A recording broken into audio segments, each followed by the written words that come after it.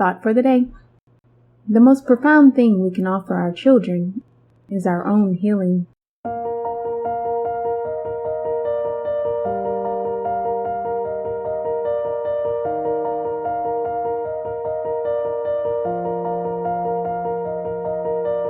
Welcome to 7 Minutes for Yourself. I'm Christina, and I'm so glad you've joined me for what I believe will be 7 of the most enriching minutes of your day. Let's take this time to reconnect with ourselves and improve our well-being. In today's episode of 7 Minutes for Yourself, we talk about how a scarcity mindset can lead to bad habits and the importance of changing this before it's too late. Have a listen.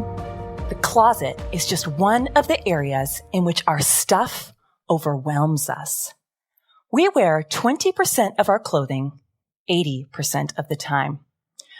We live in a time where with the click of a button, you can order something online and have it arrive at your doorstep without even leaving the couch. Abundance is the name, and spending is the game. We have no problem with gathering stuff, but we have a problem with using it. And that's why I'm here today. I'm going to ask a series of questions. Do you have clothes in your closet with tags on? Do you have clothes in your closet you haven't worn in a year? Do you have a candle in your house that has never been lit? Do you have special alcohol that you are saving for a special occasion? Do you drive a luxury vehicle that spends more time in the garage than out on the open road? Finally, do you have dinnerware or china that you save for a special occasion or guests? I returned from a family vacation in Mexico, and I bought myself a beautiful blue ornate candle. I was so excited to light it. I returned home and I thought, today's not the day. I'm going to save it for the right occasion. So I tucked it in my closet and I forgot about it. 2 years passed and I remembered my candle and I thought, today is the day. I'm going to light it. So I pulled out my candle and I opened the box and my beautiful blue candle had turned into a big puddle of wax. My candle had melted. Now, what struck me as really strange about this was that my candle had done exactly what it's designed to do. It's designed to melt. But it had done it without me. That's the day that I learned, don't let your candle melt in the closet. After telling one man this story, he came up to me after and he said, my wife and I have had candles in our house for 10 years, and they've never melted. Perhaps it's your location, not your loss, that you should be focusing on.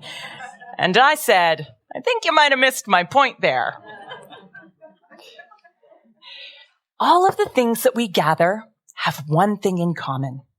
We decide that they're special.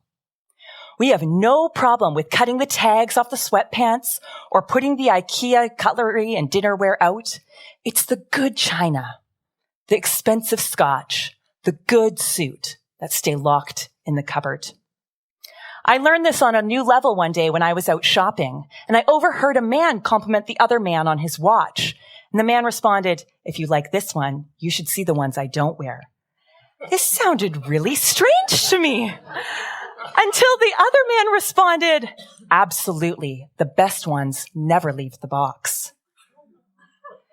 Now these watches tick instead of melt, but I could see their batteries running low as their owners wore their second best watch, saving the best watch for another occasion. I want you to reflect on that item that made you lower your hand.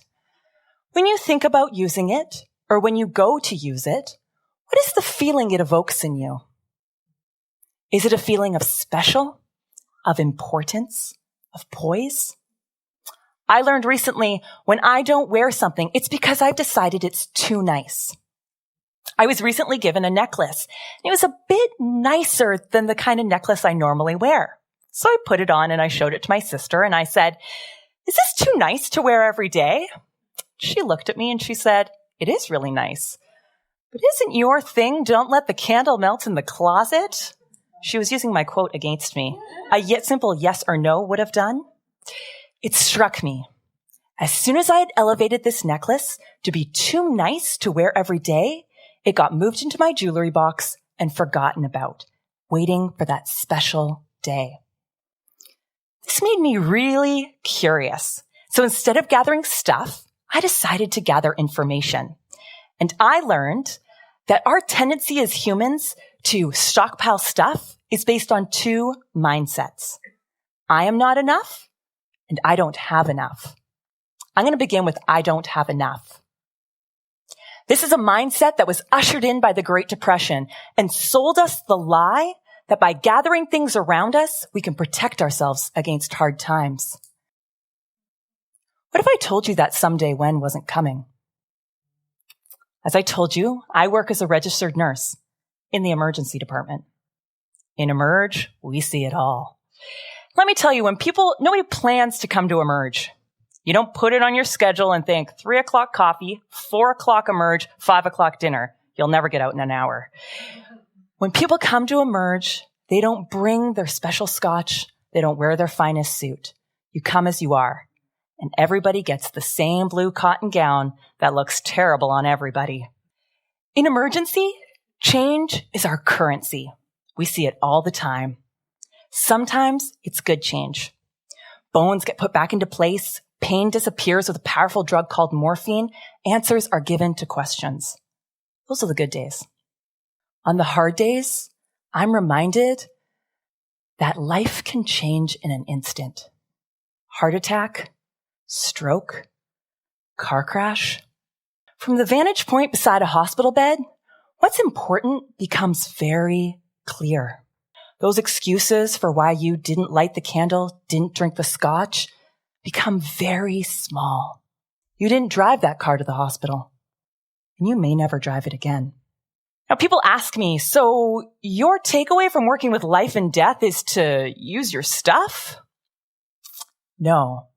My takeaway from working with life and death is life is what you make it.